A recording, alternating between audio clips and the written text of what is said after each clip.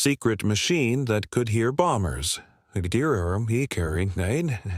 is a cold night in the winter of 1917, somewhere on the chalk cliffs above Fan Bay near Dover. The wind off the channel carries salt and the smell of wet grass, and a young royal engineer kneels beside something that looks in the darkness like a giant ear carved from concrete. It is roughly 4.5 meters across, a shallow dish set into the hillside, curved like the inside of a spoon. At its center, suspended on a small frame, sits a single microphone, wired to a pair of bulky headphones clamped over the engineer's head. He says nothing. He simply listens, turning his head a few degrees at a time, the way you might tilt a wine glass to catch the last drop. Somewhere out over the dark water, a flight of German bombers is climbing towards the English coast, engines droning at a pitch too faint for the naked ear to catch. But the dish does not have a naked ear.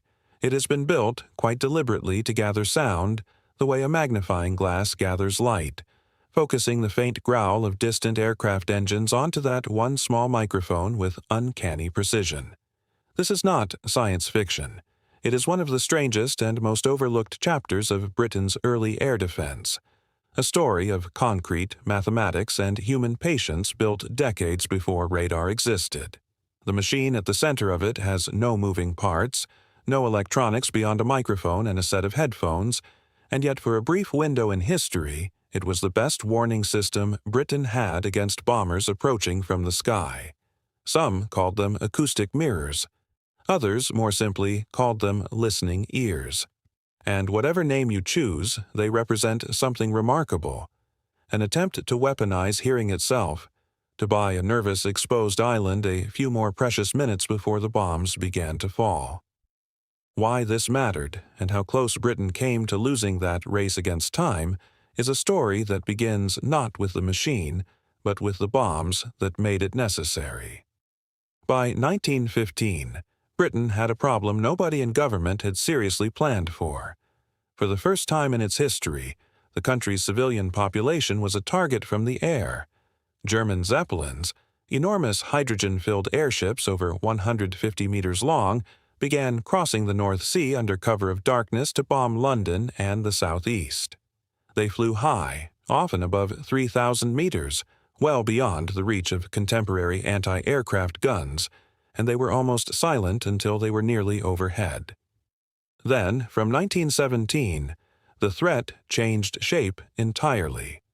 Germany introduced the Gotha bomber and later the even larger Riesenflugzeug giant aircraft, twin and quadruple-engined machines capable of carrying genuine bomb loads in daylight raids deep into England.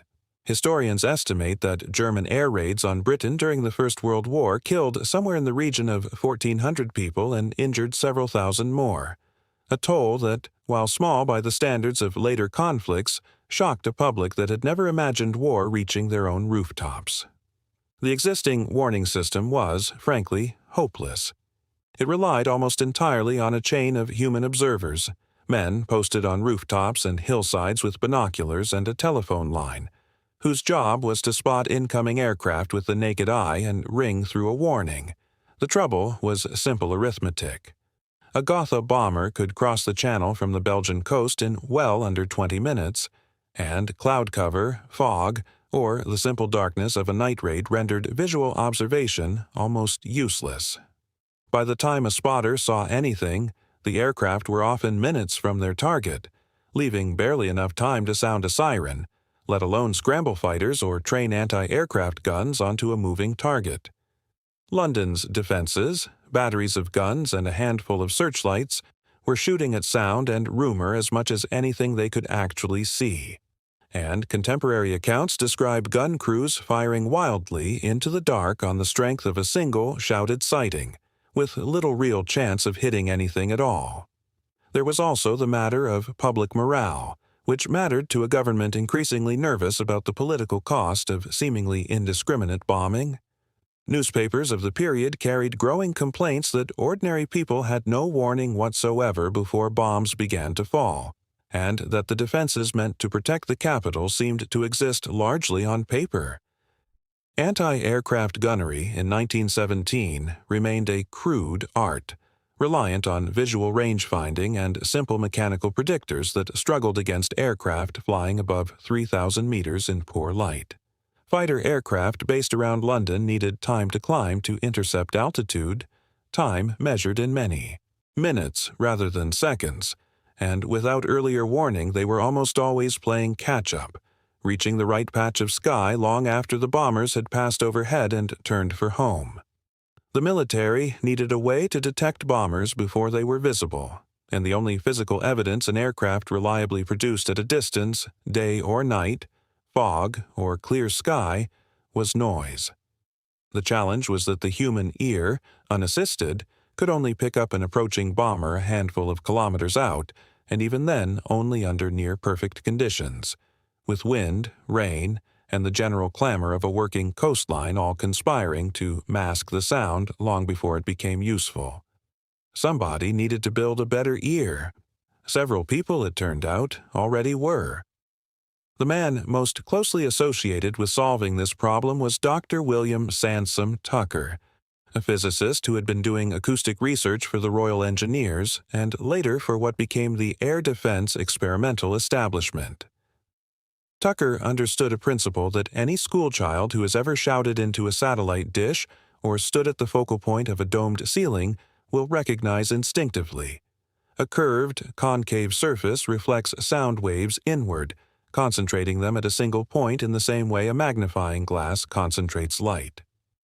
Build that curve large enough, point it at the sky, and place a sensitive microphone exactly at its focal point, and you have in effect an ear the size of a building.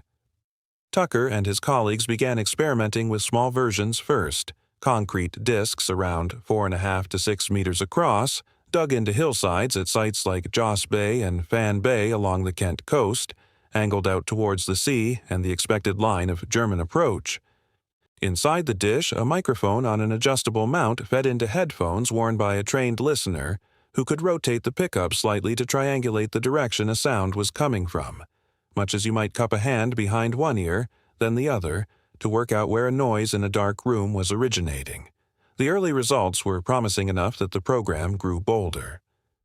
Through the 1920s, as concerns about future bombing campaigns persisted even after the war's end, engineers built ever larger structures, moving operations to a site on Romney Marsh near the village of Dengen on the shingle headland of Greatstone. Here, between roughly 1928 and 1930, they completed what remains the most extraordinary of all the sound mirrors, a curved concrete wall some 70 meters long and 5 meters high, sweeping in a long, shallow arc like a section cut from an enormous dish. Unlike the small circular mirrors, this wall used a string of microphones laid along a trench at its base, allowing operators to compare the timing of sound reaching different points and calculate, with reasonable accuracy, both the direction and approximate distance of an approaching aircraft. To grasp the scale of the thing, imagine a structure roughly the length of a football pitch, made entirely of reinforced concrete, built solely to catch the murmur of engines too distant to hear by ear, and you begin to understand the strange ambition of the project. 3 of these structures still stand on what is now an island within an RSPB nature reserve at Denga, slowly subsiding into the marsh that was deliberately flooded around them to deter unauthorized visitors during their working life. The mirrors were never mass-produced in the way an aircraft or a rifle might be. Records remain incomplete, and some details were classified at the time, but historians generally count somewhere around a dozen substantial acoustic mirrors built across the British coastline and its territories, supplemented by a number of smaller, portable, horn-shaped listening devices used by Army units alongside searchlight and gun batteries. Construction fell largely to Royal Engineers units and civilian contractors working with reinforced concrete poured on site, often into shuttering carved to a precise curve calculated by Tucker's team beforehand. Since the geometry of the dish was not a matter of guesswork, but of careful acoustic mathematics, balancing the focal length against the expected wavelength of an aircraft engine's drone.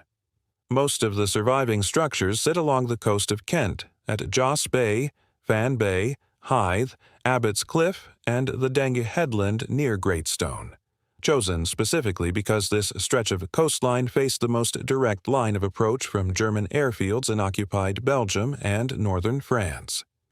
Each fixed mirror required a listening post, usually a small concrete bunker nearby, where an operator on duty would sit for hours at a stretch, headphones clamped on, waiting for a sound that might never come, or might come at any moment in the depths of the night. How well any of this actually worked in practice depends rather heavily on who you ask and which records you trust. Under ideal, still conditions, with little wind and no competing background noise, the larger mirrors were reportedly capable of detecting aircraft engines from a considerable distance, giving listeners perhaps a quarter of an hour or so of warning beyond what visual spotters could achieve alone, occasionally more under favorable atmospheric conditions. That might sound modest, but in 1917, a quarter of an hour was an eternity. It was enough time to alert anti-aircraft batteries around London, to ready searchlight crews, to scramble what fighter aircraft were available. Operational logs from the period are sparse and many simply did not survive, so it is honestly difficult to say with precision how many raids the mirrors detected or how directly their warnings translated into bombers shot down or turned back. What is documented is that the system was taken seriously enough to be expanded steadily through the interwar years, and that crews trained on the mirrors developed a genuine, almost musical skill at distinguishing engine types and estimating bearing purely by ear, a skill that took months to develop and that no manual could fully teach. If you are finding this interesting, a quick subscribe really does help more than you might think, and it costs nothing at all. The mirrors found a second, less expected life during the Second World War, when in 1944 Germany began launching V-1 flying bombs at southern England. These pulse-jet weapons flew low and extremely fast, a combination that often confused the radar systems that had by then largely superseded acoustic detection. For a period, engineers tested the old Dengue installations and newer microphone arrays against this fresh threat, reasoning that a weapon flying low under the radar horizon might still be heard before it was seen. The experiments produced mixed results and were soon overtaken by improved radar techniques better suited to fast, low targets, but it remains a striking footnote that a technology rooted in the era of airships and biplanes was still being tested, a quarter of a century later, against jet-powered weapons. Britain was not alone in trying to listen its way to safety. Germany's own air defenses relied heavily on a device called the Hörgerät, a much smaller mobile listening apparatus built around a pair of large directional horns mounted on a trolley or trailer, operated by a soldier wearing stethoscope-style earpieces and typically paired directly with a searchlight or anti-aircraft gun crew.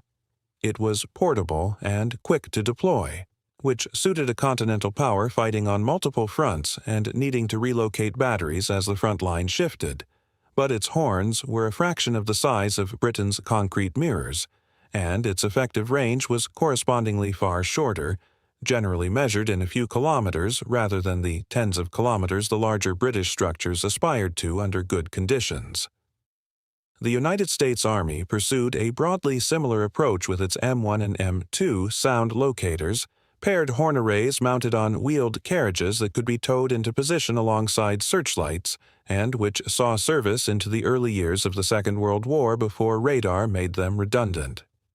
Both the German and American systems traded raw acoustic reach for flexibility, an entirely sensible choice for armies needing to defend moving fronts and temporary positions rather than a fixed and permanent coastline.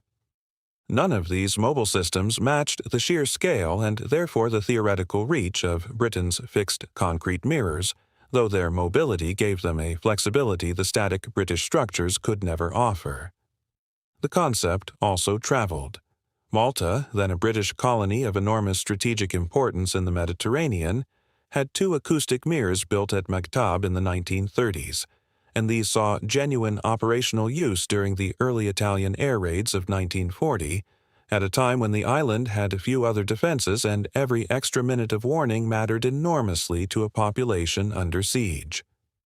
Soviet engineers, separately, experimented with their own concrete listening installations along the Black Sea coast through the same period, suggesting the idea of the giant concrete ear had a logic compelling enough to be discovered more than once, quite independently, by engineers facing a broadly similar problem of coastal air defense with limited budgets and immature radio technology.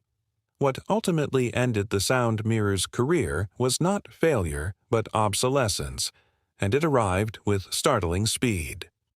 From the mid-1930s, a parallel British research effort under Robert Watson Watt began developing radio direction finding, what we now call radar, which could detect aircraft using reflected radio waves at far greater range in any weather, day or night, regardless of wind direction or background noise.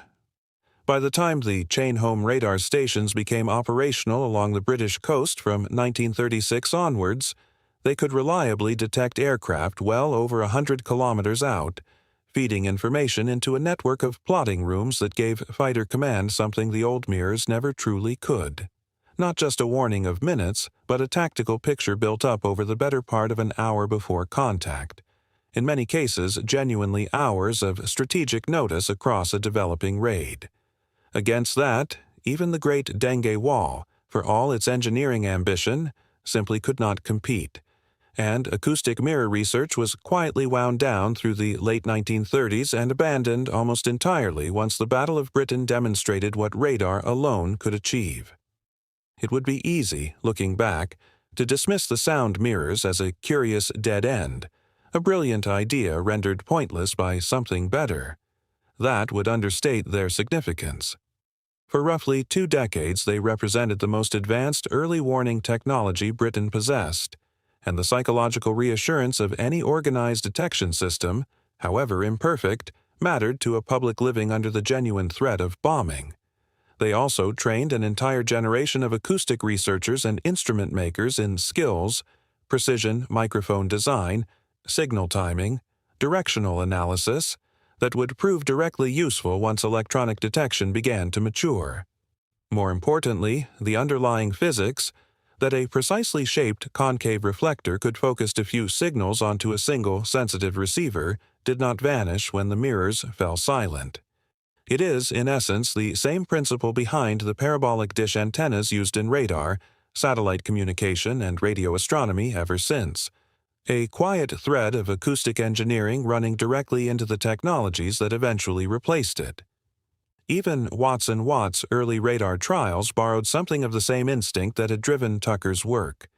That a man-made surface, properly shaped, could pull a faint and distant signal out of empty sky and place it precisely on a single instrument. 3 of Tucker's mirrors still stand today on their flooded island at Denga in Kent, accessible by guided tour through the Romney Marsh Wartime Collection, their concrete curves now home to nesting birds rather than listening engineers. Another survives at Hythe, and the restored mirror at Abbott's Cliff near Dover can still be visited above the white cliffs that once formed Britain's front line of acoustic defense.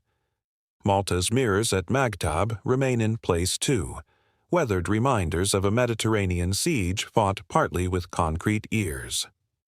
Each one stands now as a monument less to what it achieved in raw military terms, which was always modest and difficult to measure precisely, than to the sheer ingenuity of trying to solve an impossible problem with the tools available at the time, concrete, geometry, and the patient-trained discipline of the human ear. So return for a moment to that cold night above Fan Bay, to the young engineer with his headphones and his patient, rotating attention, straining to catch a sound that might be nothing, or might be the first warning of a raid building over the dark water. He has no screen, no blinking radar trace, nothing but concrete, geometry, and the trained discipline of his own hearing. What he has in that moment is the best early warning system his country could build with the science available to it, a machine with no moving parts that turn the curve of a wall into an instrument of national defense.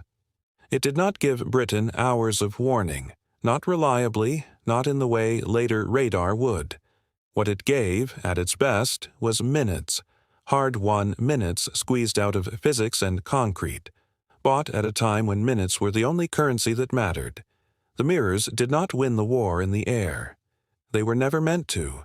They were a bridge, built in desperation and refined through patient engineering, between an age when Britain had no way of seeing death coming and an age when radar would give it the sky entire. Stand at Denga today, beside that great gray curve sinking slowly into the marsh, and you are standing beside one of the last places on Earth where listening, simple human listening amplified by concrete and mathematics, was still the most advanced weapon a nation had. It was, for a brief and remarkable window in history, exactly enough. And then, almost overnight, it wasn't, and Britain moved on to listening with radio waves instead of sound. But for those who manned the mirrors, in the cold and the dark, straining for the first faint growl of an engine that might or might not be coming, the concrete ear was, for a time, the only thing standing between silence and warning at all.